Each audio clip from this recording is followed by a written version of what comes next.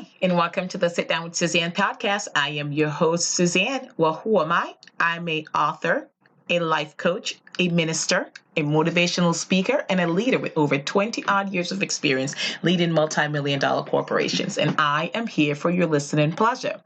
For my first time visitors, welcome to the show. I hope you love it. I know there's something here for you.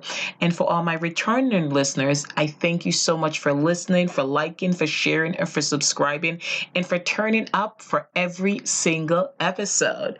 So I am not hesitant, but I must say this episode, I'm going to be talking about my husband and I, our relationship. So this one is going to be titled This Is Us. And, I've gotten a lot of interest in people asking about talking about my relationship with my husband because I do mention it a lot. And, he's my partner, my support, my rock, my number one fan, my biggest supporter, my biggest cheerleader.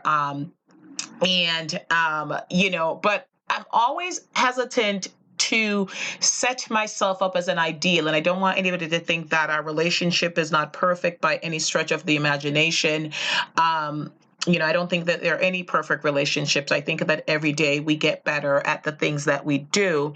But I've had a couple of folks, they say that they like our relationship and they certainly would like to hear about it. And, one of the reasons why I'm hesitant, it's because sometimes when you put yourself, and I'm not putting myself on a pedestal, when people put you on a pedestal and then they see that you're not perfect, then they turn against you. But luckily, I don't allow outside influences to alter my relationship. And this is something that we've been working on because we've been married for over 20 years.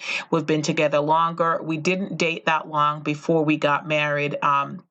We have been together a long time. I will say that he's my best friend. I talk to him about everything. I'm pretty sure sometimes he doesn't want me to talk about some of these things, but I used to watch this show called The Girlfriend's Guide to Divorce, right? And in it, she was the divorce expert until things exploded and, she was living a lie. So not coming off here as in a perfect relationship, but I am in a happy, committed, fulfilled, contented relationship, and we learn things about each other.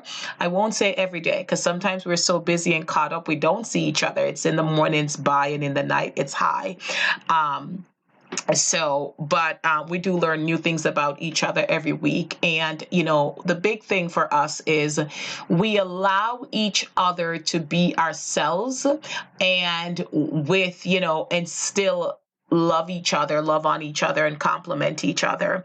And this week I was watching, social media as we all do. And, Tabitha Brown, who I follow and I adore, she was doing something for her husband, and I'm not going to get into it, but I think how I heard about it, everybody was talking about it.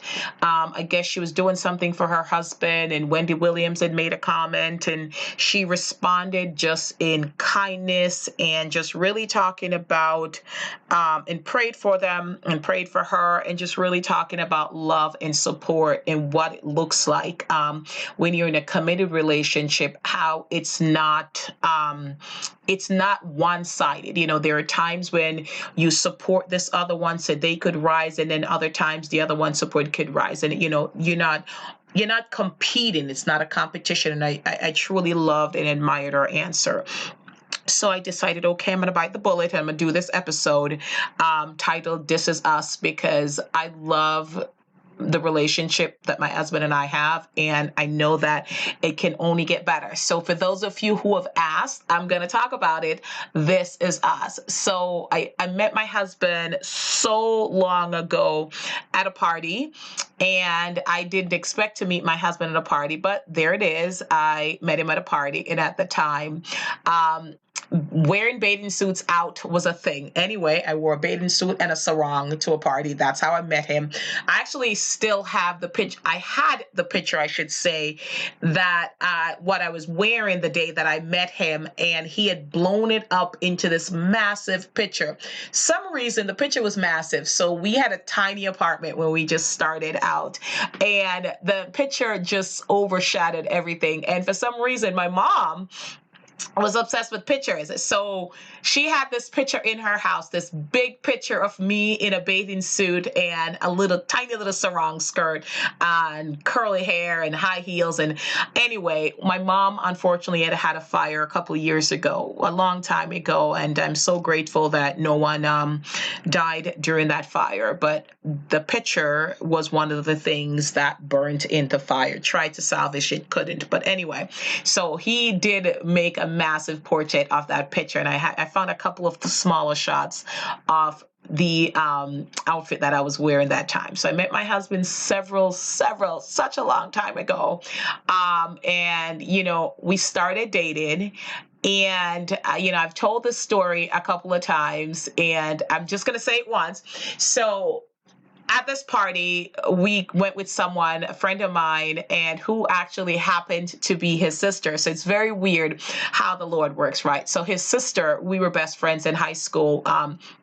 We're no longer best friends. We've certainly grown up and grown apart, and but still wish her the best. So we were best friends in high school, and we honestly had the best time. That girl could laugh. I'm telling you, she'd be telling you a story, and she would laugh so much by the time you got the story. Like it was just, you just laugh because she's laughing. But anyway, she had the most obnoxious laugh, but it was the funniest laugh. Anyway, we went to a party. We had a ride. None of us had a car at the time, and our ride left us. And this was her brother. He gave us a ride home. He asked me for my number, and I did give him the number. At the time, I genuinely wasn't thinking about dating anyone, because I was determined to find, a tall guy that could cook and all of these things, and definitely didn't want somebody that was known to anybody that I knew, because I didn't want to deal with any baby mama drama or any relationship drama, because if you know somebody in your circle, chances are he's dated somebody that you know. So Jesus definitely wasn't looking for him, but Jesus had a plan, right?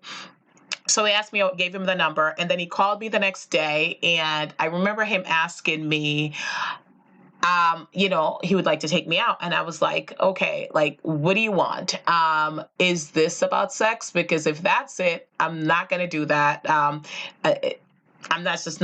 That's not something that I'm after right now. So I'm going to have to be married first. And he was like, okay, just wanted to take you to dinner. And I think I was a little more brutal than that, because I was just like, what do you want? Is it just sex? Because if it's sex, like I'm not planning to have sex before marriage. So what is it? What do you want? He's like, okay, just want to take you to dinner. Anyway, took me out. I agreed, took me out when we dated a couple, whatever. We actually moved in together pretty quickly. Like our relationship just moved at such a fast pace that, I don't know.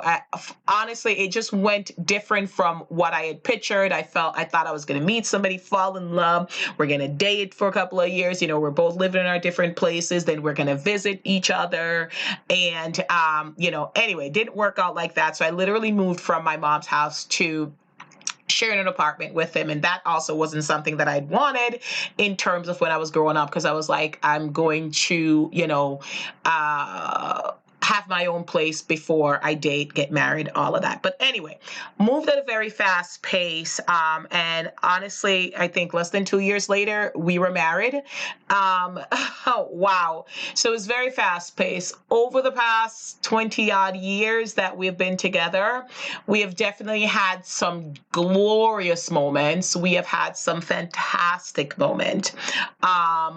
We have had some low moments.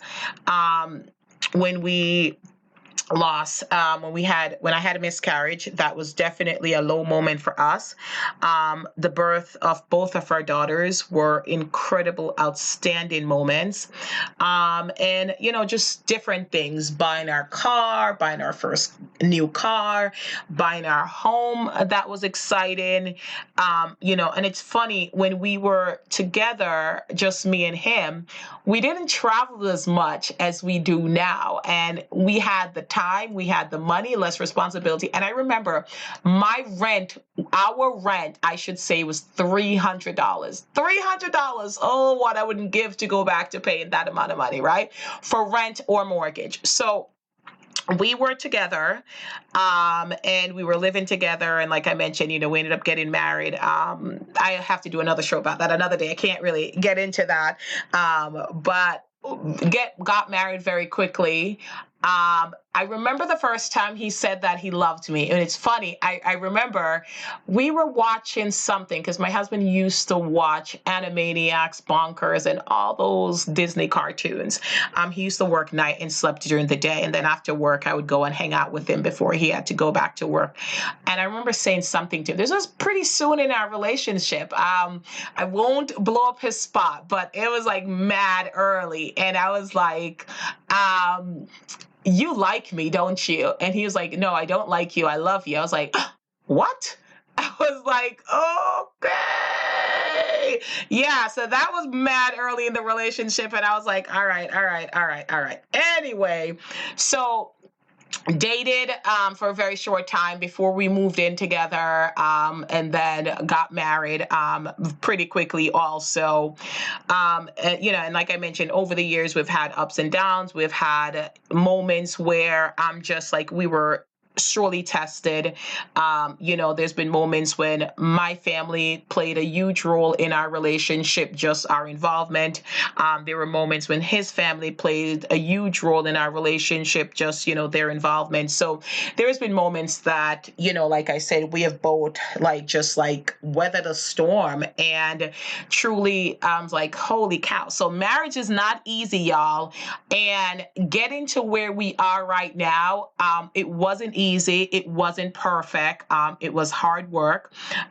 There were moments that he wasn't working because he had lost his job, and I was the only support. There were moments when I wasn't working because I wasn't working and I had left my job, and he was the only support. I will say this. One of the things I truly love about our relationship is that money is not an issue. Money has never been something that has come between us. We've always, and I've seen people do different things with their finances. We've always did joint accounts, and just we did our thing. I always handled the finances and things like that, or whatever. I'm a control freak in that respect. But anyway, so money has never been an issue. So I'm very grateful to that. So we went through some tough times with a couple of things. And a couple of people right now have asked, what's made you guys stay together for so long? And honestly, when we got together, none of us were saved. We weren't really going to church consistently. And even after I got saved and I was going to church for a long time, my husband wasn't going to church with me. He would be home on Sunday mornings. And I remember having a conversation with him a few years ago when I was planning on leaving my other church and to go to my very first pastor's new church. And I remember him having an opinion. And I said to him, you can't have an opinion if you're not going to be a part of it. And then, he has never looked back, and he's such a big part of our ministry right now. But over the years, I know that a lot of folks see the version of us on social media, and trust me, we're a lot more than what y'all see on social media. I don't share everything because obviously I want to keep some of it preserved, but I do a lot of things to ensure that our marriage is sound. So you'll see on social media that we coordinate a lot, and I do love it. And the funny thing is, I thought that all husbands did that. I didn't realize, to my friends were like, okay, Suzanne, seriously? Why? Why are you coordinating? I'm like, why not? And I'm like, do you do it? They're like, yeah, no, my husband said no. And a couple of my friends tried it, but their husband was like, no. And then we had a friend, Teddy, who is a good friend of my husband, and I've mentioned him before on the podcast. He helped, and he's been a good friend over the years. I've always been able to speak to him, even when we were having tough moments, just having candid and honest conversation with him. So Tony Jackson, who was one of them who encouraged me to start my podcast, is actually a very good friend that I've relied on and could count on, to offer advice, and always felt that he supported our marriage and wanted to see us win and succeed. So over the years, we have certainly grown, and I think have evolved into this couple that, hey, folks say, but again, not perfect. A couple of things. So when you see the coordinated thing, my husband just like, whatever, he doesn't care. And his friend Teddy, who I was mentioning earlier, he used to joke with him and say, hey, what's the color of the day? Because we'd be in yellow, pink, blue, whatever it is. So good friend. And, really, it's so nice when you have friends that support your relationship, folks that are consistently supportive, that I love that. But we do love the coordination. Well, I do. I don't know. I think he puts up with it, but I love him for that. And a couple of things that we do to ensure that, that our relationship is strong. I like setting the table. And I remember I said this to somebody at a dinner the other day, like I set the table for every meal. I like it. I like the dishes, the silverware, the napkin, everything, the asking about your day. So every meal that we're all together, I do set the meal and we sit down and have the meal. I'm sure my kids would prefer like, listen, mom, just throw the food and whatever and eat it. Nope, we're sitting down. I do movie nights. We do a lot of movie nights. Once in a while, I'll post about it, but we do movie nights where we all get our little tub of popcorn, our own candy, and our water. And yes, so soda. I've been trying to do just water, but they're not having that. So I'll do a little bottle of soda and a bottle of water just to balance it out with all that candy and that popcorn, right? So we do that. I will say the one thing that I need to get better at is date night. We had a lot more date nights before the kids. After the kids, it just got harder and harder, and we'll sneak out once in a while and go somewhere. Not that the kids are older and they have their own friends and entertainment, right? We should be able to get back to date night, except that we work very hard, and a lot of times it's hard for us to even go out. So a lot of our date night consists of our living room or our bedroom. So we'll do a movie night. I'll make a special dinner and we'll sit down and have it and things like that. But it is so important that you work on your relationship. Outside of what you show to the world, that's fine.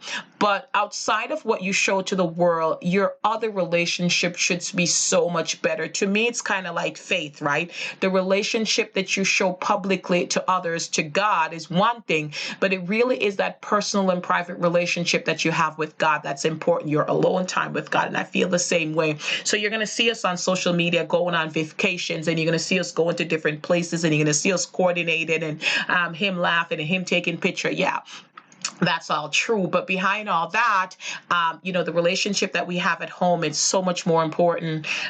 We do our family dinners or our family movie nights. We have certain shows that we watch, in even when he's taken forever or I have taken a long time and we can't get a chance to even sit down. Like, we watch certain shows together. We watch all the NCISs, the Law and Orders, things like that. He was devastated recently that they canceled NCIS New Orleans, because that's one that we watched together, and right when there was a romance blooming, they ended the show. But that's another tangent that I'm gonna have to go off on another day. But we allow each other to be ourselves. And, I was so moved by what Tabitha was saying, just about her husband and their support system and their relationship. And it truly moved me, because I feel like that with my husband. And it's like, I feel like I'm able to be me 100% authentically, Suzanne, and he's able to be himself. And, he'll play his game and he does all these shooting sniper game, and I absolutely have no interest in it. But, I'll hang out next to him and I'll be, reading a book or just something, but just there, that physical touch, that connection, just being there with him. Or, I'll be watching my show and he's on his phone and he pretends that he's not watching my shows, because according to him, my shows are boring. So he won't be watching my shows according to him, but yet still he could tell me who Sonny Corinthos is on General Hospital, and he could tell me about Carly Corinthos and, oh, they're back together. Did they break up? He could tell me, ask me about all my shows that, like I said, he says that they're annoying, my Sex and the City, all of them. He could say something about it, but no, he doesn't watch it. He's just hanging out with me. A long time ago, before we had kids, my best friend Talita and I, who currently resides in Brazil, she used to joke, like, I love how you and Paul hang out. He's in the bedroom shooting somebody on the computer, and you're in the living room reading a book or watching your shows. But just knowing that we were in the same space was enough for us. But like, we're very focused on our relationship and spending time together, and just enjoying each other. And that's what I'll encourage you guys. Just make time for each other beyond the social media, beyond what you have to give to the world. Make time for each other. Find out what makes the other person happy, and do it. Like, there's times that he'll bring me a chocolate that he knows that I love, like, for no reason, and I love that. And I like flowers, but I don't like flowers. So I don't like flowers that are expected, like Valentine's Day, Mother's Day, birthdays, you have to get flowers. Give me random flowers, just a random Tuesday. Buy me a chocolate. I love the Turtles chocolate. Like, buy me a chocolate just because, things like that. And I'll do the same thing. Yeah, I have a little shopping habit, but I'll buy him something, and, whatever. Or just doing something, making a special meal that he loves, or things like that. So my husband's not a cook, but he makes very, very good eggs. So I'm always like, yeah, go make me eggs. But anyway, so, just doing little things for each other, that's truly helped us get better, and genuinely spending time with each other. We still love spending, after 20 odd years together, we still love spending time with each other. And we love spending time, away from each other. Like, we are human beings who are fully evolved, who know who we are, who are confident in who we are. And our worth is not defined in each other, but we genuinely love and enjoy each other's company. And we choose to spend time with each other. So I can go out and hang out with my friends. Truthfully, he doesn't go out and hang out with his friends. He'll hang out with Teddy once in a while, but that's basically it. And you know what? And then when we come together and we're hanging out with our family, with my crazy loud relatives, he's just there. Enjoying himself too, because my family's my family. And when we're hanging out with our girls, which is just ideal for us to just curl up with our girls and watch a movie and things like that. Of course, there's the obligatory fight, like, who wants to be next to mommy, who wants to be next to daddy, things like that. But we just, I don't know. There is no secret to our happy relationship, but I think it's just to constantly do self-care for you and do care for each other. Focus on you. Don't tie your happiness into the other person, but spend time making the other person happy. So I hope you understand that. So I spend time making myself happy. I do things for me. He does things for him. And then we spend times with each other, making each other happy. We support each other unconditionally, wholeheartedly. If I tell him I want to do something, he's the first person. If I say I want to do a podcast, he's researching mics and things like that. If I want to be on TV, like whatever it is I say I want to do, there he is supporting me. And I love that. And I always say, like, he's my number one fan. Like I said, there's no secret, but I will say this. Forgiveness. I know they say that, don't go to bed angry. Listen, I ain't going to tell you that ain't true, because there's a couple of times that he has irritated me.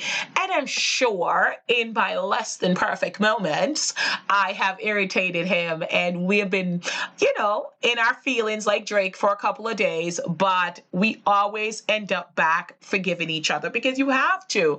We realize that we are partners. We have the same goals in terms of this relationship, and we want to be happy in terms of our family. So we are always gonna want to do right by the other. So even if we're in our feelings for a couple of days after we have, felt our this and whatever and done our things, we will go ahead and, forgive each other. But that's the thing. It's like this person is not your nemesis, is not your enemy. And whenever you find yourself in a relationship and you're resenting the other person, you're resenting their success or them being happy, then that relationship is slowly turning toxic. So fix it or end it. That's all I'm going to tell you. Fix it or end it. You know, over the years, we've learned to weather our storms. We have learned when to fight. We have learned when to retreat. And I will say, we fight fairly. We don't fight below the belt, because when you love somebody as much as we love each other, there is the possibility that we can hurt each other spectacularly. And that is not something. So we don't, if we're in a fight, and it's hard to fight with my husband because he doesn't talk, and if you meet me, you'll see the difference. Like, I'm like, yeah, and he's just calm and collected. But we work. Everybody's like, oh my God, I don't know how you work. We work. God knew what he was doing. There couldn't be to me, and there couldn't be to him. So it had to be a Suzanne and a Paul for this relationship to work, right? So you always have to come back to forgiving each other, because if you can't forgive each other, then what is the point? So we prioritize a lot of things, and we prioritize spending time with each other. We prioritize spending time with ourselves. We prioritize spending time with our family. And as the kids get older, you know, I'm trying to spend more time with them, although we're spending less time with them, because I know that my older daughter is going to be going to college soon, and pretty soon they want to hang out with their friends versus hanging out. But I'm happy to report that the kids still want to coordinate with us. They still want to do movie nights, although I will say I'm the one that chooses the cartoons. They're the ones that want these other shows. But anyway, the other day I watched Those Who Wished Me Dead with Angelina Jolie with my daughters, and loved it. My husband fell asleep. He couldn't watch it with us. And my daughter, the little one, she was so sweet. The next day she went back and she watched it with him because he had missed movie night. So, you know, these are the values and the things that I try to instill in my kids. And these are the things that we try to do together and ensure that our relationship is solid. Because if we don't work on it, you know, if you leave it, it's not going to nurture, it's not going to blossom, it's not going to flourish. And like, I have a plant, I'm not good at it, but I have a plant, and there's moments that I go through that. Yeah, I water it, but then most of the times I do neglect it. And I can see what the plant looks like when it's neglected versus what it looks like when I take care of it. I water it, I nourish it. And that's what I feel about relationships. We have had moments that we haven't nourished each other and nourished ourselves, and our relationship has suffered because of it. But the times which I really try to focus on it a lot, that we've nourished each other, then we flourish, and that's why we work. So I hope that this has helped someone. I haven't gone into all the details. I try to be as vague as possible, but as being as open and as transparent as possible, because I don't want to embarrass my husband. And you know what? I'll see if he's listening to the podcast, because he says he does. And I know he does, but we'll see what he says to me about this episode. But the number one thing that I can tell you that we do for our relationship, and it's called pulling out the big guns for me. We don't use it all the time because we don't have those major things. But there has been one or two times in our marriage that we have gotten to the point that we weren't seeing each other's point. We felt that the other person was not grasping the full scope of what was wrong and was not accepting responsibility. We were up against a boulder. And whenever we are up against that boulder, like I said, it's not often, but in a loving, committed relationship, there will be those moments when we're at this boulder. This is what we do. And I'm going to tell you that secret, right? We come together and we ask each other, what's the end game? Simple, right? And for me and for him, what that means is, what's the end game? Okay, we're in something that seems insurmountable. We're in something that seems impossible. How do we get over it? what's the end game? The end game is always is that we are together. The end game is always is that we love each other. The end game is always is that we're committed to each other. The end game is always is we want to get to a resolution. We want to overcome it, and we want to be happy. And we realize that it is unsolvable because we just cannot get the resolution that we want. But asking what the end game is, the end game is always to preserve us, our relationship, our family, and our future. So when we ask that question, we realize that the end game is worth much more than where we are currently, and we are able to overcome it, forgive, and move on. So that is the big secret. We don't use that often. We haven't had that many major what's the end game question. But when we come to something that seems impossible, insurmountable, that is what we use. And we are able to, because we're like, yeah, this is serious. This could truly make or break us. And we know that the end game is never to leave each other. The end game is never to be divorced or to be broken, because we realize that, yes, we are happy and we could be happy with other people, but we choose to be happy with each other, and we love each other. So that's it. We ask our end game. We're able to let go and move on. And I kid you not, it works. We're able to let go, breathe, and move on and be happy and contented. So that is it for me, and our relationship. This is us. So I know so many people have asked what works for us. How does it work? This is us. This is why we work. I hope this helped you. If you'd like to hear more, you can absolutely reach out to me at Suzanne at positivelysuzanne.com. You can follow me on social media as Positively Suzanne. I am on Instagram, Facebook, Twitter, and TikTok, which I really don't put a lot on the TikTok. And I'm actually on YouTube. I always forget to mention YouTube. I want to thank you for listening. Thank you for liking and for sharing. I'm going to encourage you to go ahead. Amazon, Apple, Pandora, Spotify, iHeart, TuneIn, Stitcher, all of those.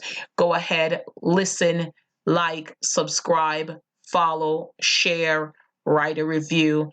And until next time, this is Suzanne signing off. And I hope this episode has helped you.